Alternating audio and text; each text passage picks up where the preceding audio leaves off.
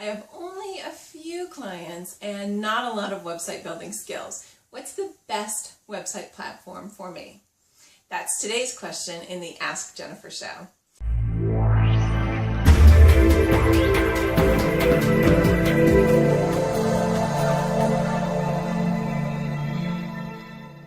Hey there, Jennifer Sneeden here, founder of Thriving Therapy Practice, and this is the Ask Jennifer show, where you get my no-fluff answers to your most pressing practice-building questions. Today's question comes from Melanie Masters, and Melanie writes, WordPress or Squarespace? I have only a couple of clients and few skills building websites. I've heard that WordPress needs constant attention from a professional, but that the SEO is better than Squarespace. Melanie, this is a fantastic question, and thank you so much. I can't tell you the number of therapists that just don't even get started with a website because they have no idea where to go. So I'm going to give you a couple of different options, and then you really think of what's best for you. At the very entry level is like a DIY website, like a Squarespace, and it's not the Cadillac of a website by any stretch of the imagination. But you need to decide, where's your budget? Are you in the market for a Kia, or are you in the market for the new Mercedes SUV? If you are really willing and able right now to invest in your practice and invest in your website, then absolutely the high end is to get a professional designer to custom build you a website.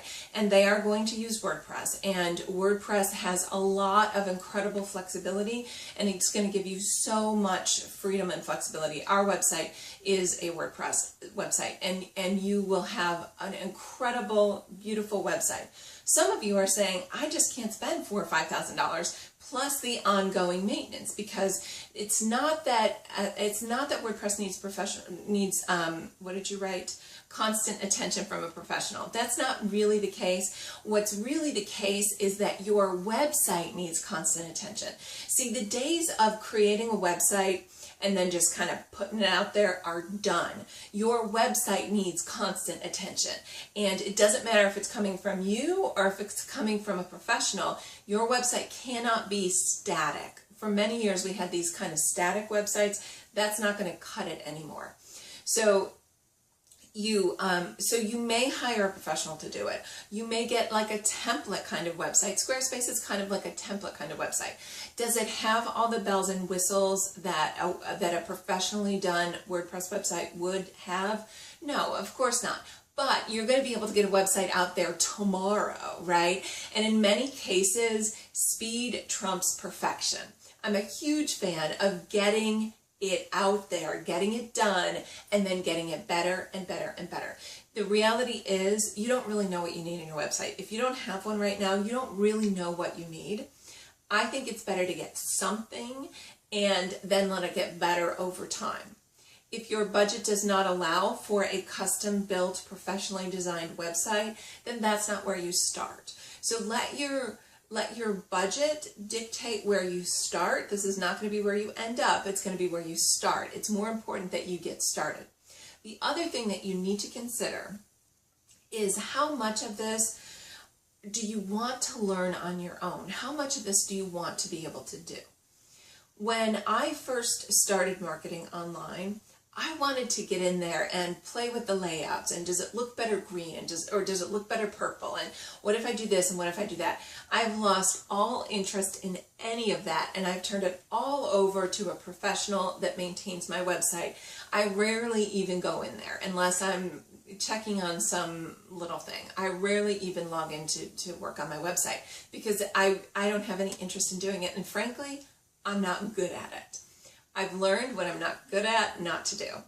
So I don't want you to think of this, Melanie, in terms of what's better or what's worse. I want you to think in terms of what can you get started on now, what fits within your budget, and then how do you grow from there. Don't think of it as a one or the other. Think of it as what's best for you right now. A brand new practice is not going to have the same online presence as a $180,000 a year practice. They need two very different things. So thank you so much for this question, because I know a lot of people really get hung up in that. What do I do for a website? And they get stymied and never take action. So please take action. Start with where you can start, even if it's a template website, and then build and grow from there. So thank you, Melanie, for your question. And anybody else who has a question for the Ask Jennifer show, simply click the link that I've given you and send me your question. I'll consider it for an upcoming episode. Thanks, guys.